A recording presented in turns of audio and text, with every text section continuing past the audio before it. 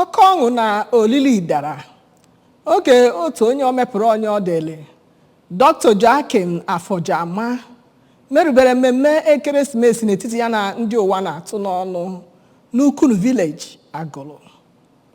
Ngwurube Dr. Oforjama ka enere ụmụafọ Ukunu Agụlụ dị na kansụl ime obodo Anọcha nke Anambra steeti ọbịa dịka ha na-agbara ekeresimesi ọma gbakwara ha na ndị ụwa na-atụ n'ọnụ ya bụ ekeresimesi. Kenechukwu Chukwudi onye nta akụkọ anyị ji akụkọ a n'uju.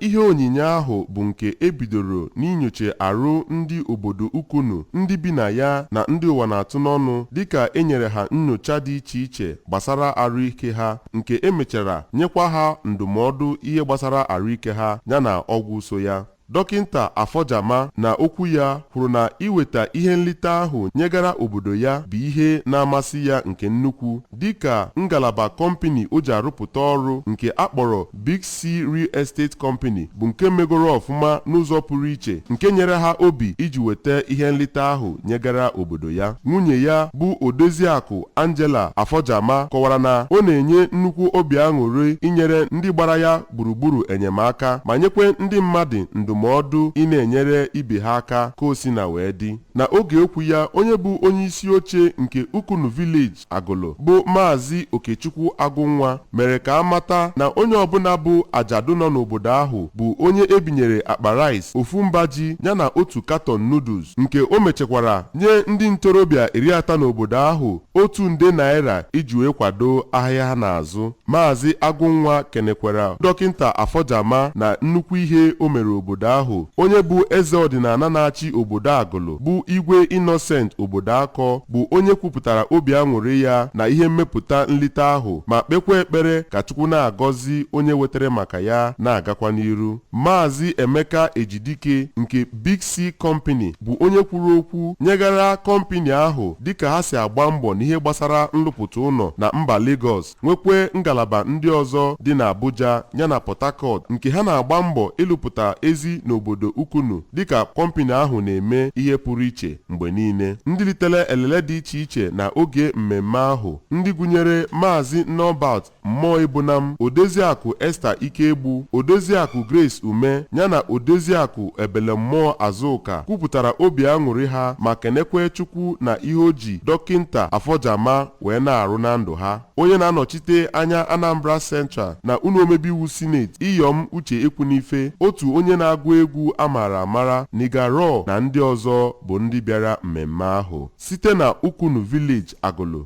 Aha m bụ Kenechukwu Chukwudi n'akụkọ ụwa ABS.